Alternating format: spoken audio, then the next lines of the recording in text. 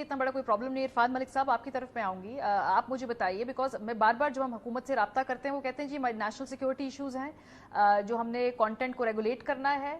ये इतने बुरे हालात नहीं हैं जितने आप लोग बता रहे हैं।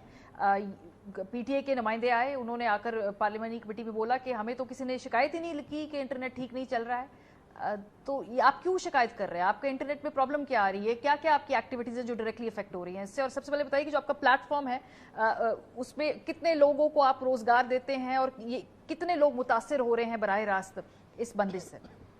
देखें, आपको thank you very much. First of all समझने की ज़रूरत यह है कि हो क्या रहा है। जब ये कहते हैं कि इंटरनेट ठीक चल रहा है और कोई नुकसान नहीं हो रहा, ये चंद दिनों का नुकसान नहीं है। पहले ये समझ लें कि हमारे मुल्क में जो एक बहुत बड़ा रेवेन्यू है वो आईटी से और फ्रीलांसिंग से आ रहा है। What is freelancing? जब आप फ्रीलांसिंग की बात करते हो तो आप अपनी सर्विसेज इंटरनेशनल क्लाइंट को दे रहे होते हो, और इंटरनेशनल क्लाइंट के और आपके बीच में जो सबसे इंपॉर्टेंट बॉन्ड है वो है ट्रस्ट का, एतमाद का, कि क्लाइंट कंफर्टेबल फील करता है हमारे मुल्क से लोग हायर करने में कि ये हर वक्त अवेलेबल रहेंगे और मुझे क्वालिटी सर्विसेज देंगे। क्वालिटी सर्विसेज तो हमारे लिए पहले ही चैलेंज थी, अब अवेलेबिलिटी भी चैलेंज बन गई है। और एक क्लाइंट के साथ ट्रस्ट बनाने के लिए पहले बच्चे को बहुत सारे कोर्सेज या डिग्रीज करनी होती हैं, ट्रेनिंग करनी होती है, फिर बहुत एफर्ट के बाद आप ये फाइवर पे एक क्लाइंट आता है, फिर उस क्लाइंट को बहुत एफर्ट और मेहनत और दिन रात लगाने के बाद डिलीवरी होती है, उसके बाद वो एतमाद बनता है। मैं कहता हूँ एक प्रोग्रामर की ज़िंदगी में 4 साल पीक होते हैं। अगर उसने 4 साल लगा के एक क्लाइंट बनाया और वो क्लाइंट चला गया बिकॉज ऑफ XYZ रीज़न, क्योंकि it is not about WhatsApp but it is about the ecosystem, तो उसके 4-5 दिन नहीं ज़ाया हुए, उसके कई साल ज़ाया हो गए।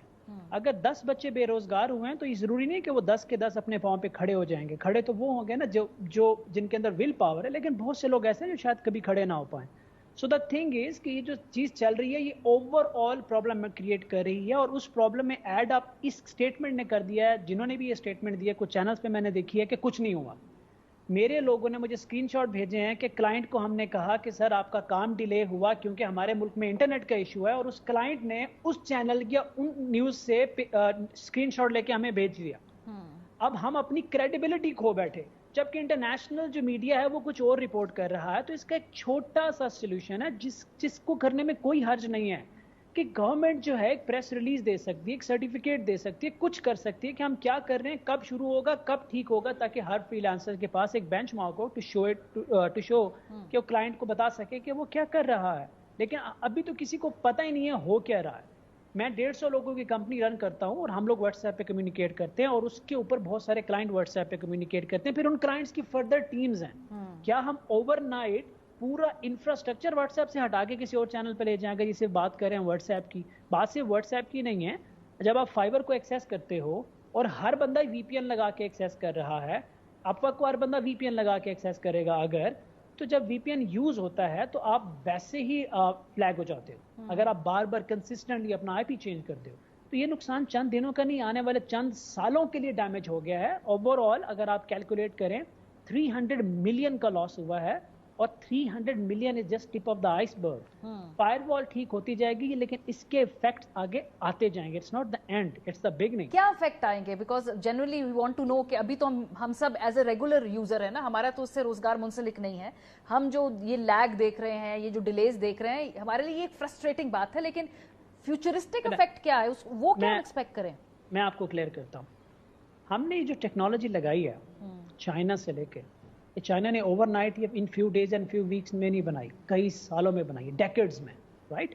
हम एक टेक्नोलॉजी ले आए हैं, उस टेक्नोलॉजी का कोई भी एरर है, उसकी इंप्लीमेंटेशन की मिसमैनेजमेंट, उसका स्ट्रेट इम्पैक्ट इंटरनेट पे आया।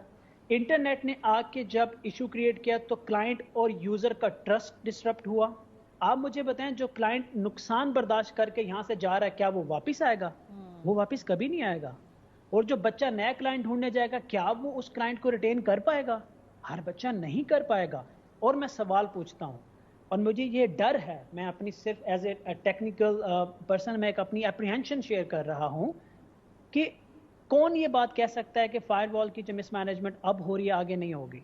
ये जब भी होगी तब एतमाद टूटेगा। और एतमाद हमारा एज ए कॉम, मैं आपको पहले बता दूं, फ्रीलांसिंग में क्योंकि जो हम अनट्रेंड न्यू लोग लाखों के हिसाब से पर मंथ इंजेक्ट कर रहे हैं, हमारी क्रेडिबिलिटी तो पहले स्टेक पे है। وہ جو کریڈیبلٹی سٹیک پہ تھی اب وہ جو کمپیٹنٹ لوگ نے کلائنٹ ریٹین کر کے رکھے ہوئے تھے وہ بھی فلیگ ہو گئے ہیں, وہ بھی انہوں نے بھی اپنا ٹرسٹ کھو بیٹھا ہے. تو آپ بتائیں اگر یہ ایشو بار بار ریکرنٹ ایشو ہے, یہ مجھے نہیں لگتا ہے کہ یہ ون ٹائم ایشو ہے, اٹس اے ریکرنٹ ایشو, اور یہ بار بار ہوگا تو آپ یہ کئی سالوں تک اس کا امپیکٹ آئے گا. بہت شکریہ عرفان ملک صاحب نے اور وردہ نور